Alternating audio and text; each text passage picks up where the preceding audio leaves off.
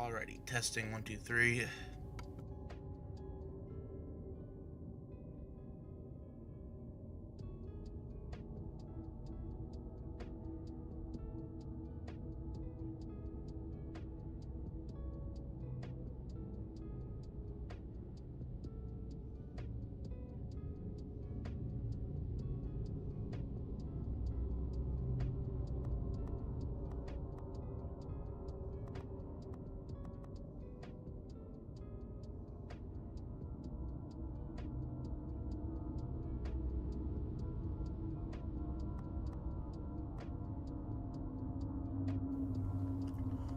Alrighty.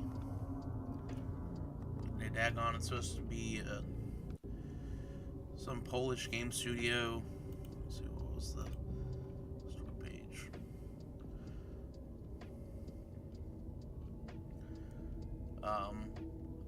A demonic narrative experience inspired by H.P. Lovecraft. It's called Dagon or Dagon. I'm not too sure. Supposed to be some European country. Trying to figure out where was this from? Made by Bit Golem in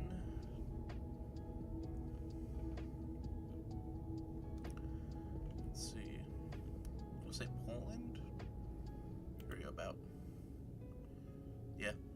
independent game studio from Poland, mainly focused on narrative and story-driven games. I think it's pretty cool. But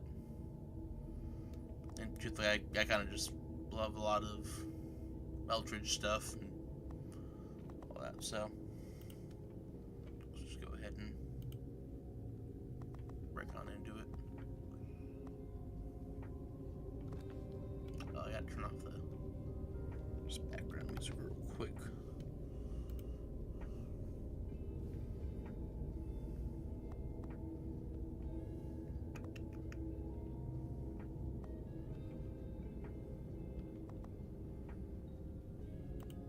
There we go. Okay. Spooky.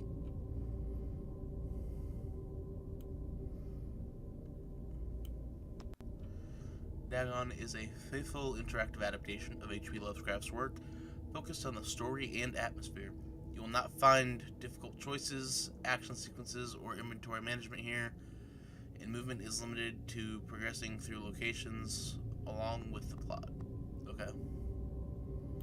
It's very... I am writing this under an appreciable mental strain, since by tonight I shall be no more.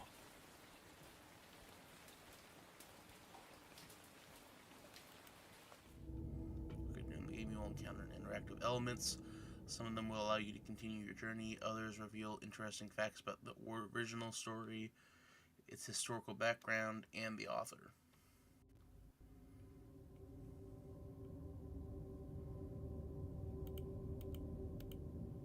Oh, okay, so that's a select. I don't know what the branch is.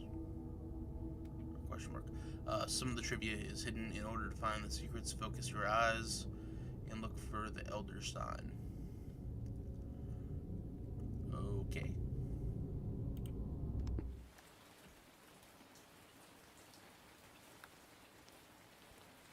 Oh wow, I literally cannot move. Okay. Let's go ahead. Penniless, and at the end of my supply of the drug which alone makes life endurable, I can bear the torture no longer, and shall cast myself from this garret window into the squalid street below. Yeah, if you can't get high, might as well die. Do not think from my slavery to morphine that I am a weakling or a degenerate. When you have read these hastily scrawled pages, you may guess, though never fully realize, why it is that I must have forgetfulness or death. Sounds like you need a therapist, but okay, dude. It was in one of the most open and least frequented parts of the broad Pacific that the packet of which I was supercargo fell a victim to the German sea raider.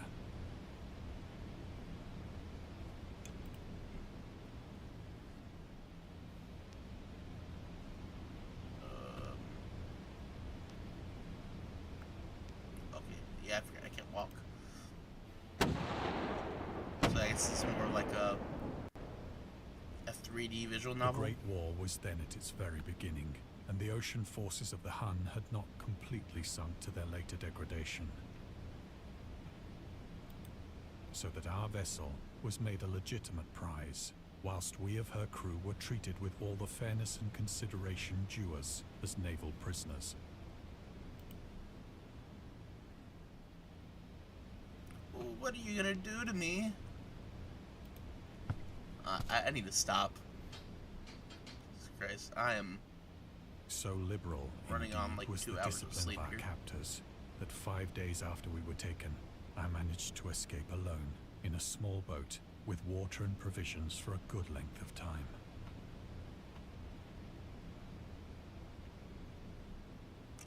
So let me get this right. You're in the middle of the ocean, I'm presuming. And you can either be taken prisoner, possibly questioned, and possibly tortured. Or you can get in a rowboat, have no sense of direction,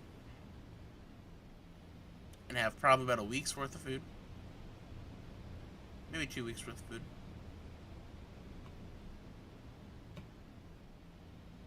And deal with whatever's in the water.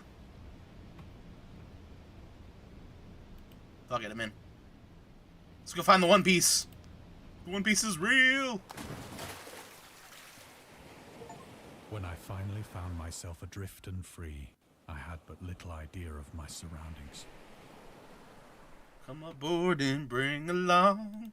Never a competent navigator, I could only guess vaguely by the sun and stars that I was somewhat south of the equator. I mean, Of the longitude, we gotta- I knew nothing, and no island or coastline was in sight. so you need to go get Nami. Nami Swan, where art thou? Is there anything for me to select, or am I just drifting in the water? Oh, there we go. The weather kept fair, and for uncounted days I drifted aimlessly beneath the scorching sun, waiting either for some passing ship or to be cast on the shores of some habitable land.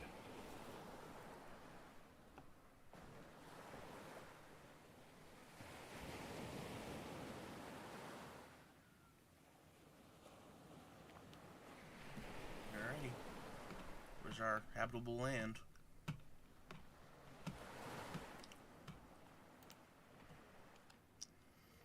But neither ship nor land appeared, and I began to despair in my solitude upon the heaving vastness of unbroken blue.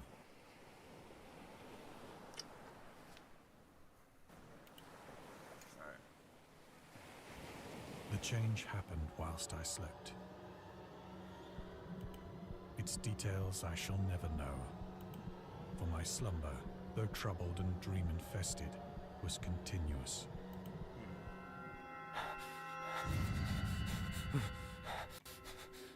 Oh, shit.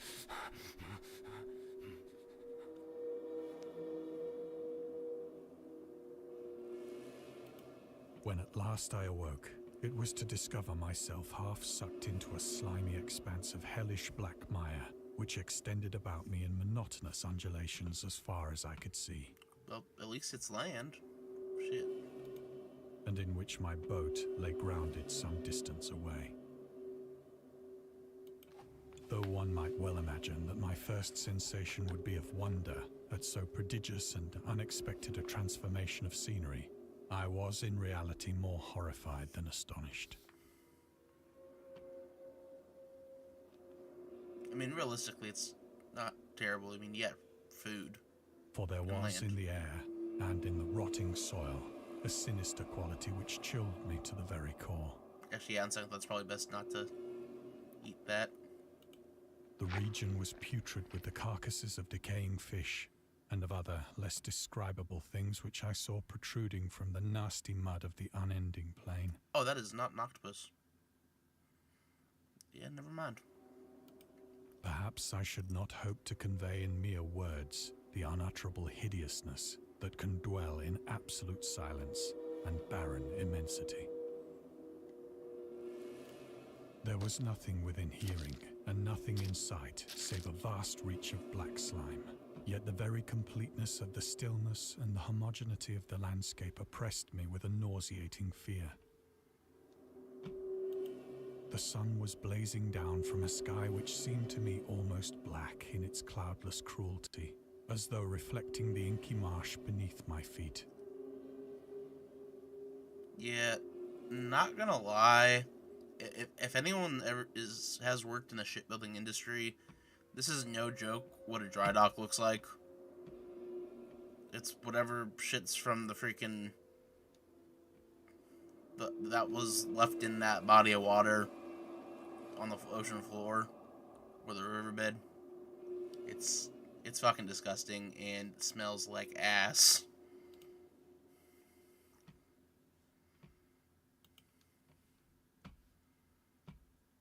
Let's see if we can get back to the boat. As I crawled into the stranded boat, I realized that only one theory could explain my position. Through some unprecedented volcanic upheaval, a portion of the ocean floor must have been thrown to the surface, exposing regions for which innumerable millions of years had lain hidden under unfathomable watery depths. Way to make it sound poetic. So great was the extent of the new land which had risen beneath me that I could not detect the faintest noise of the surging ocean, straining my ears as I might. Nor were there any seafowl to prey upon the dead things.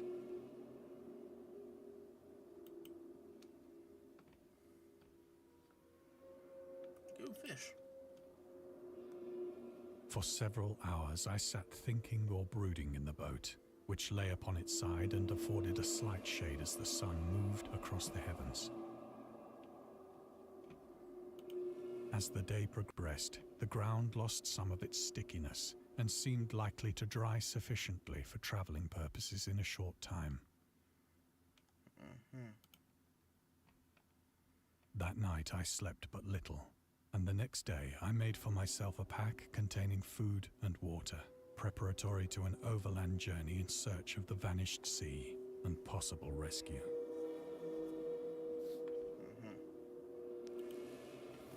Let's grab our stuff. On the and get third going. morning, I found the soil dry enough to walk upon with ease.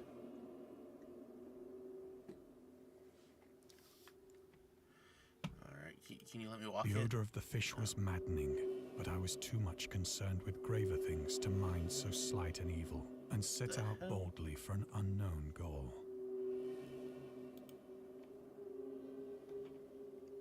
Onward.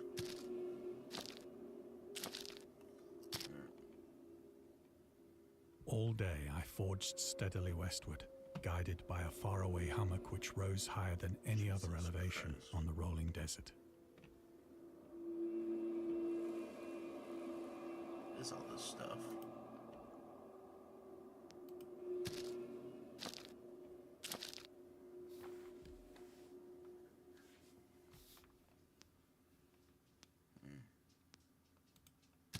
Looks like spider legs.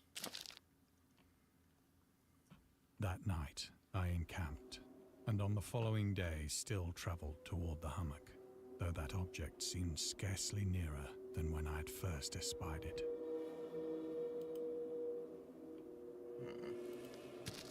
That's typically what happens when you walk towards something. By the fourth evening, I attained the base of the mound, which turned out to be much higher than it had appeared from a distance. An intervening valley setting it out in sharper relief from the general surface. Too weary to ascend, I slept in the shadow of the hill. I know not why my dreams were so wild that night. But ere the waning and fantastically gibbous moon had risen far above the eastern plain, I was awake in a cold perspiration, determined to sleep no more. Yep. Such visions as I had experienced were too much for me to endure again.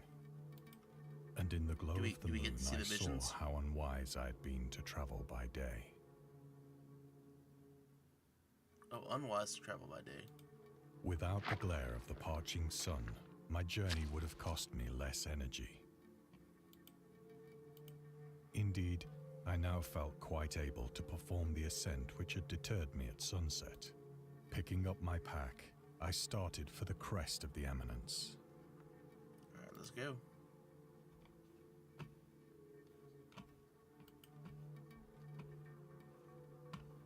Is there oh, there we go. Gotta get back. I have said that the unbroken monotony of the rolling plain was a source of vague horror to me. But I think my horror was greater when I gained the summit of the mound and looked down the other side into an immeasurable pit or canyon,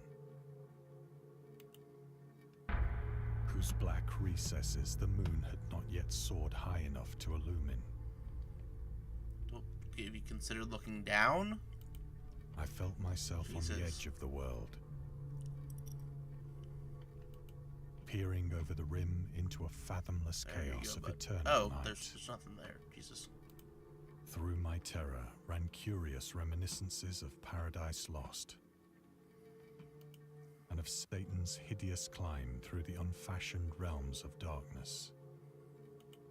As the moon climbed higher in the sky, I began to see that the slopes of the valley were not quite so perpendicular as I had imagined.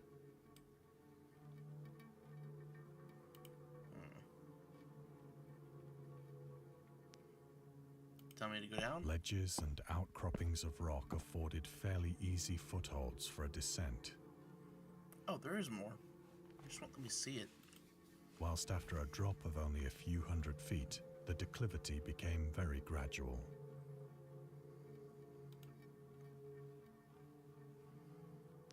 There we go. Work our way down the rocks.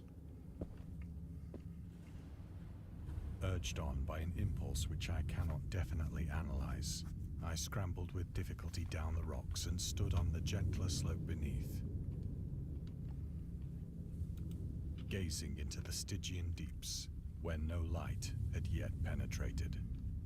You tell me what that pillar is? All at once, my attention was captured by a vast and singular object on the opposite slope, which rose steeply about 100 yards ahead of me. An object that gleamed whitely in the newly bestowed rays of the ascending moon.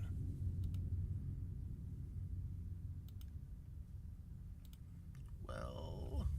oh.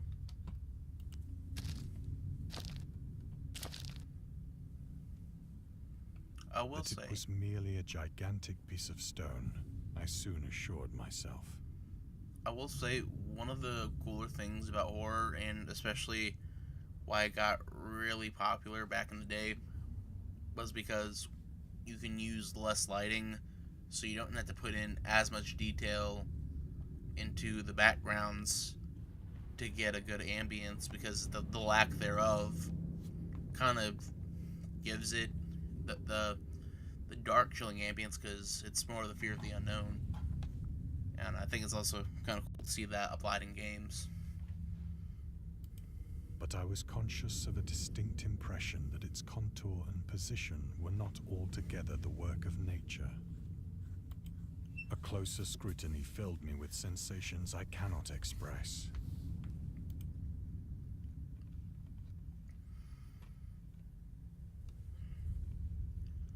Let's take a look at the rock. For despite its enormous magnitude, and its position in an abyss which had yawned at the bottom of the sea since the world was young, I perceived beyond a doubt that the strange object was a well-shaped monolith, whose massive bulk had known the workmanship and perhaps the worship of living and thinking creatures. Dazed and frightened, yet not without a certain thrill of the scientist's or archaeologist's delight, I examined my surroundings more closely. Alrighty.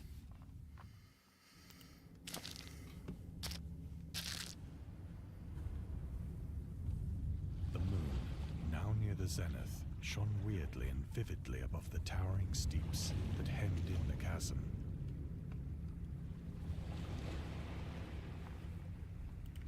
And revealed the fact that a far-flung body of water flowed at the bottom, winding out of sight in both directions and almost lapping my feet as I stood on the slope.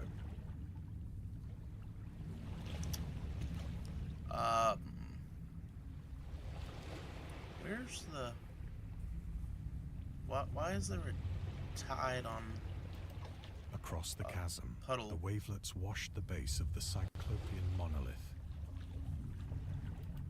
on whose surface I could now trace both inscriptions and crude sculptures. Let's see what we got. The writing was in a system of hieroglyphics unknown to me, and unlike anything I'd ever seen in books. Consisting for the most part of conventionalized aquatic symbols such as fishes, eels, octopi, crustaceans, mollusks, whales, and the like. Several characters obviously represented marine things which are unknown to the modern world, but whose decomposing forms I had observed on the ocean-risen plain.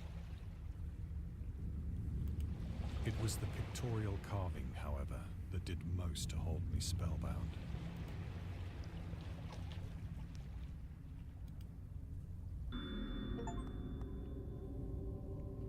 Seeker, find the first piece of trivia. Nice. Alright.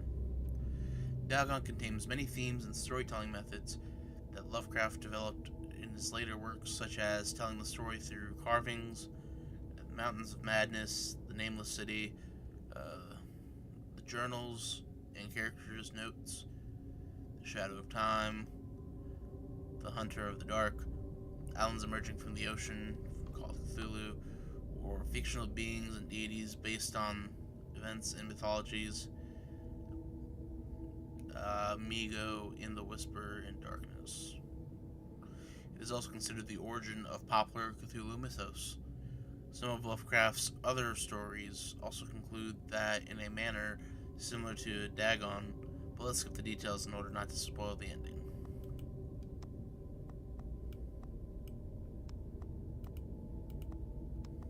Actually, yeah, I like little tidbits. Show the trivia. You can rediscover trivia immediately or go back to them later in the main menu. Turn off display trivia if you find that the feature distracts you from the story. This can be changed at any time in the options. Plainly visible across the intervening water, on account of their enormous size, were an array of bas-reliefs whose subjects would have excited the envy of a doré.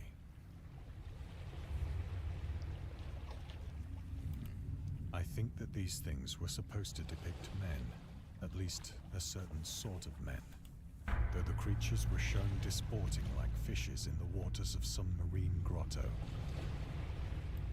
or paying homage at some monolithic shrine which appeared to be under the waves as well.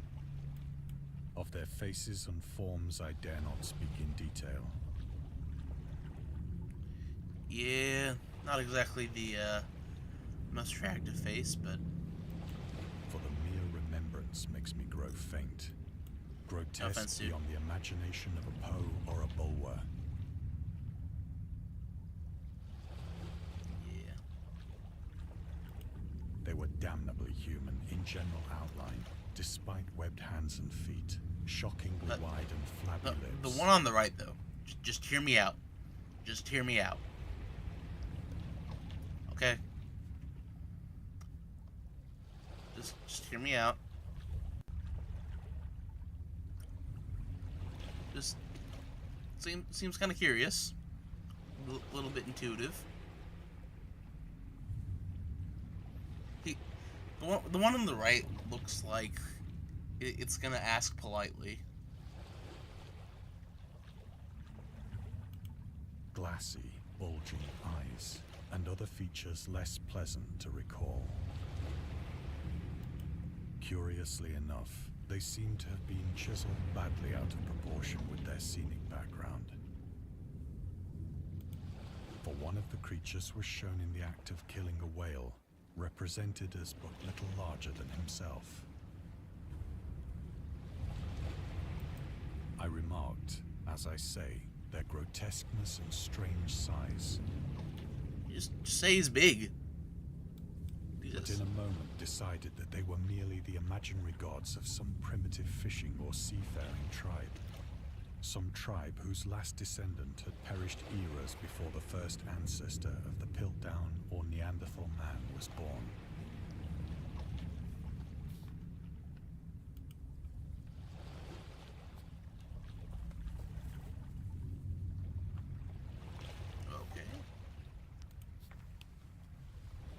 Awestruck at this unexpected glimpse into a past beyond the conception of the most daring anthropologist,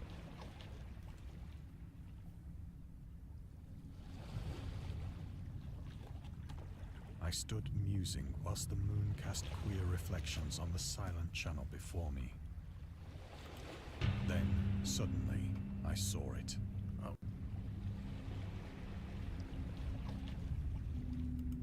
With only a slight churning to mark its rise to the surface, the thing slid into view above the dark waters. Were you gonna show it to me? Just fiend-like and loathsome, it darted like a stupendous monster of nightmares to the monolith, about which it flung its gigantic scaly arms, the while it bowed its hideous head and gave vent to certain measured sounds.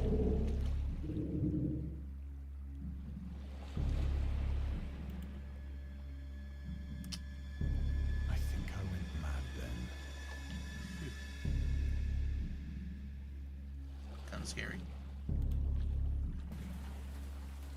Of my frantic ascent of the sloping cliff and of my delirious journey back to the stranded boat, I remember little.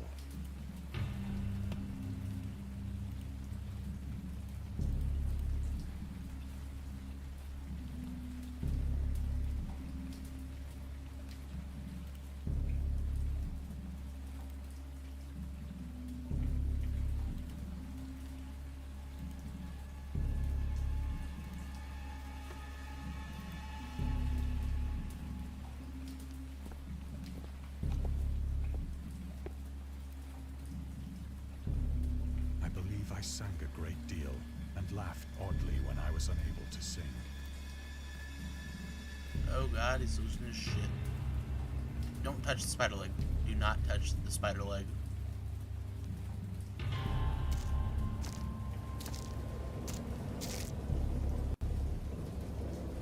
I have indistinct recollections of a great storm sometime after I reached the boat.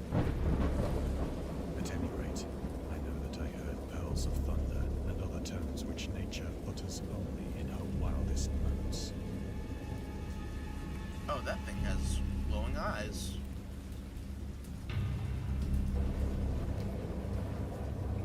I'm in danger. When I came out of the shadows, I was in a San Francisco hospital. Brought thither by the captain of the American ship which had picked up my boat in mid-ocean. In my delirium, I had said much, but found that my words had been given scant attention. Of any land upheaval in the Pacific, my rescuers knew nothing.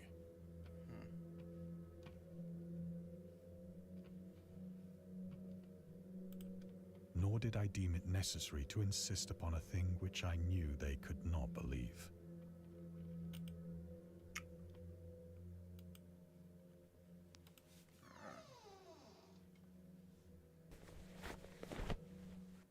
Once I sought out a celebrated ethnologist and amused him with peculiar questions regarding the ancient Philistine legend of Dagon, the fish god.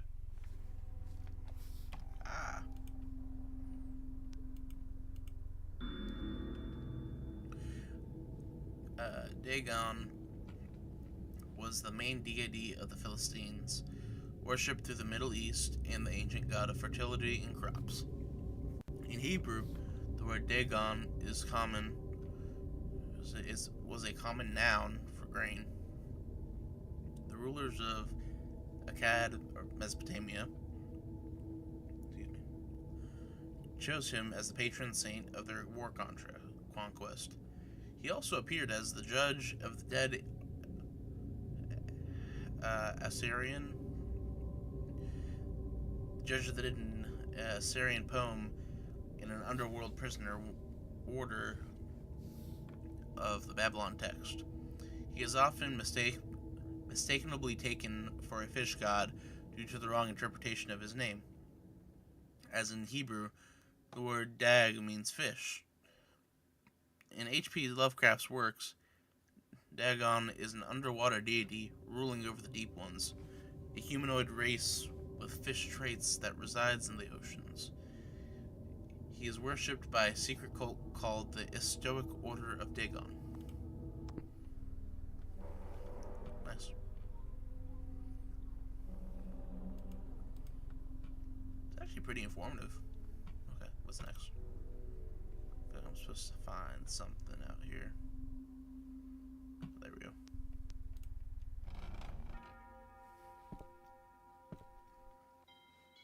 But soon perceiving that he was hopelessly conventional, I did not press my inquiries. With the Necronomicon. August Derleth and the Cthulhu Mythos. August Derleth was an American writer and anthologist. He also befriended Lovecraft and published many of his works through the company Arkham House. Although he greatly contributed to the popularization of the author's works after his death, he is surrounded by numerous controversies. One of his most questionable decisions was involved in introducing the good versus evil doctrine. Derleth was a devout Catholic to the Cthulhu mythos, which contrasted the good versus evil doctrine. Okay, so he was a Catholic. That's where the good versus evil doctrine came from. To the Cthulhu, for applying it to the Cthulhu mythos, which contrasted with Lovecraft's view of the world and his approach to cosmic horror. As a result, the author's works were often misunderstood and misrepresented in today's culture. It is also worth noting that Lovecraft was never really interested in creating a mythology, and the term Cthulhu mythos was coined by Derleth after the author left the mortal plane. Oh wow.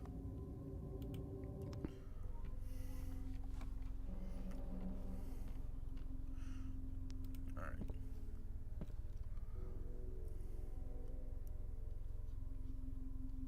Let's see what we got.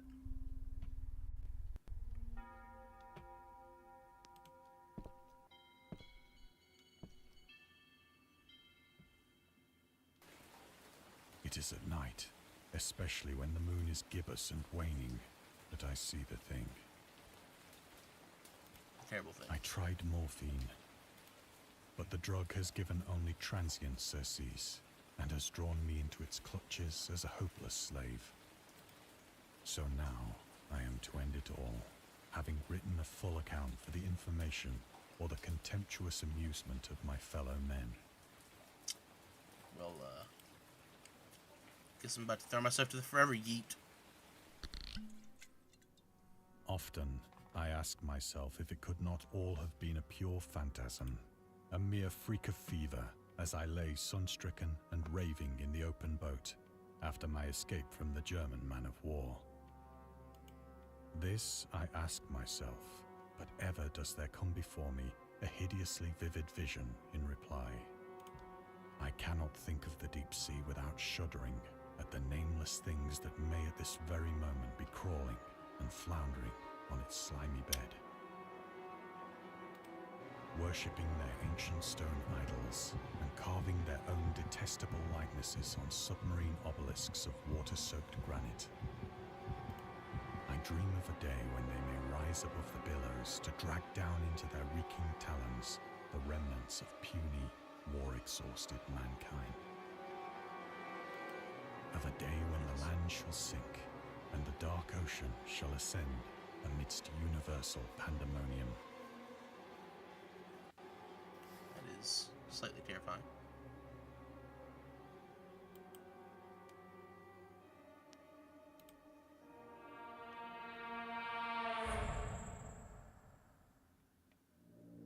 The end is near.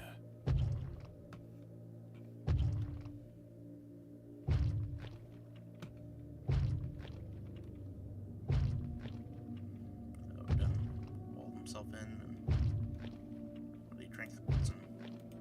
I hear a noise at the door, as of some immense slippery body lumbering against it. I don't want to answer the door. No one's here, go away.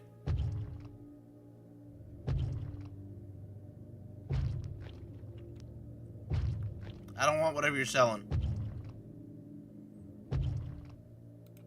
It shall not find me. Yes, because the giant creature that can attack whales is being held up by a nightstand.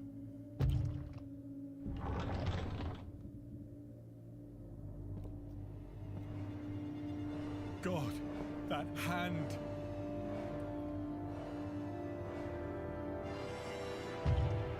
The window! The window! Oh shit.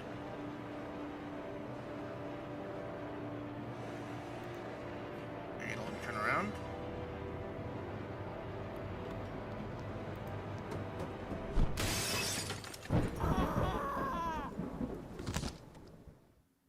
Ow. Oh wow, that was actually pretty good. I don't think I've done a 3D visual novel before. So I've been a bunch of 2D stuff where everything's frozen in frame, so actually pretty good. We hope you enjoyed immersing yourself in our little pool of cosmic horror. We would appreciate it if you took a moment to rate Dagon and check out our other games and DLCs. Absolutely. I might just do this tonight.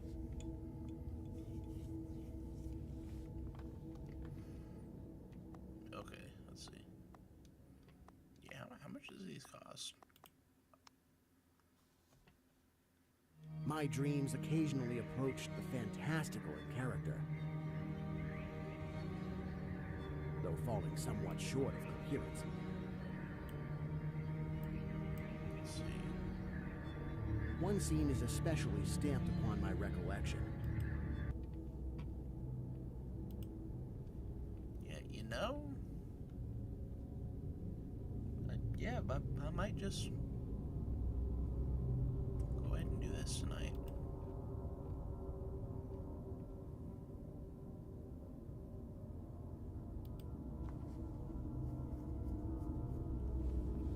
And where are my DLC options at? I am writing this under an appreciable mental strain, since by 3 of tonight them I for- shall be no more. It was in $10. one of the most open and least frequented parts Yep, of the broad. I'll get it. Shit.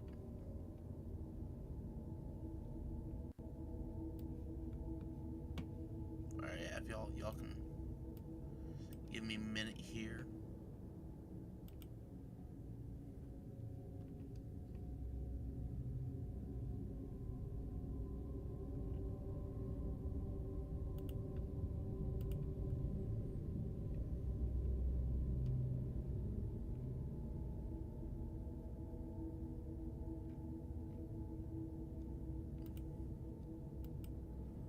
Let's see.